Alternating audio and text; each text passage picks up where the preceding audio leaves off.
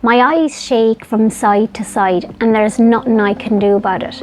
Watch this video and you'll find out why.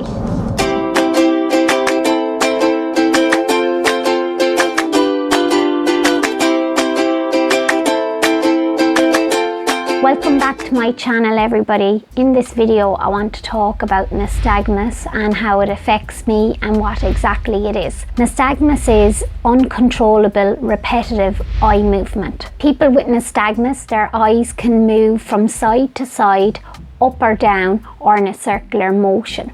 With me, my eyes generally move from side to side. As a result, I can't focus on objects, and sometimes I might tilt my head to the side because that's called the null point, and a lot of people with nystagmus do that. You will often hear the term null point being used in terms of nystagmus. You can develop nystagmus in early childhood, or you can acquire it in adulthood.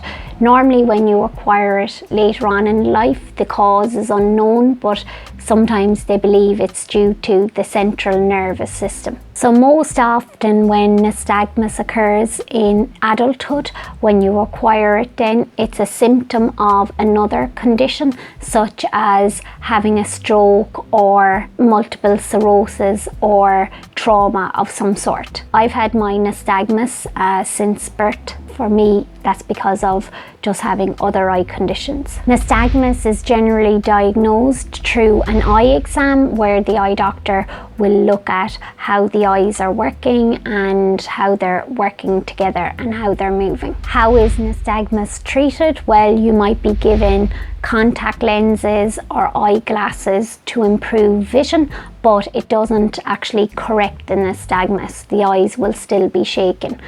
Personally, my experience of having nystagmus, even if I'm given eyeglasses or contact lenses, that won't help me. That's because I've other eye conditions such as aniridia, coloboma and glaucoma. So eyeglasses and contact lenses don't improve my vision, but for other people it might improve their vision. How has nystagmus affected my life? Well, when I was in school, I struggled to read the blackboard. When I'm out and about, I struggled to read and focus on signs in bus stations, in airports, in train stations. Focusing is a huge problem, and the more I try and focus, the more my eyes rapidly shake. A lot of people who know me now, they don't really see the nystagmus anymore because they're just so used to the way my eyes look. But a person who's just met me for the first time, they will notice the nystagmus. Some commonly asked questions that people ask me about nystagmus is, does everything move? Now, because I've lived with nystagmus my whole life, to me it's just normal. So to me, things don't look as if they're moving because, like, my eyes shake, but because I've lived with it all my life, it doesn't look as if things are moving. Whereas I think if somebody probably just developed it, then they'd notice that things are moving. Another common question is, does glasses or contact lenses help? And as I've said already, they don't help me. For other people they might help, but for me personally they don't help. Another common question that people ask me is, can I drive? And sometimes I find this funny because I would spend nearly half an hour explaining to a person about my eye condition and about nystagmus, and then half an hour after explaining all this, a person will ask, can I drive? So no, I can't drive. I'll never be able to drive now. However, saying that, I can drive. If you watch one of my videos here on my channel, I did a video of me driving. So I should rephrase and say I am able to drive, but I'll never get my license. I would love to be able to drive, but my eyesight just prevents me from doing it. Having nystagmus and traveling can be quite difficult because of trying to read timetables, and normally if you're standing at the side of a road, even waiting for a bus, because of not being able to focus and having reduced vision, the bus would be gone past me before I realise it, and then I've missed the bus. So a lot of people might stand at the curb and they'd put out their hand when they see the bus, but I can't do that because of my reduced vision. In terms of hobbies and nystagmus, any games involving balls, they can be difficult for a person with nystagmus. Doesn't mean that you can't do them. I know a good few people and with eye conditions that play blind golf and blind tennis, so you are able to do them, but it just makes it a bit more difficult. Nystagmus can be difficult and challenging each day, just people's perceptions of you as to why your eyes are shaking. And even in the past, when I've tried to get into pubs and clubs, bouncers wouldn't let me in because of the way my eyes look. Another area would be me trying to do reading. Because I can't focus, my eyes get extremely tired, and obviously if your eyes are all the time shaking, you are going to get tired a lot more.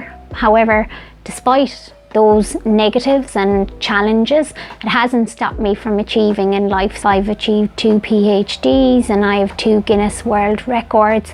So I suppose the message I want to send out to parents out there who have children who have visual impairment and who have nystagmus is, yes, you are going to have a tough road, and yes, there is going to be days where, as I call them, bad eye days and frustrations because you can't see different things, but there is going to be good days as well, and it all comes down to your mindset as to whether you're going to let your eyesight hold you back or not. And for me, I've tried my hardest not to let it hold me back, and that's why I've got my 2 PhDs, and that's why I qualified as a solicitor and got 2 Guinness World Records in running. Yeah, it really does come down to how you view your disability, and just doing the important stuff, as in going to your eye doctor every 6 months, educating yourself, being around support groups, talking to other people. You just have to get on with it. And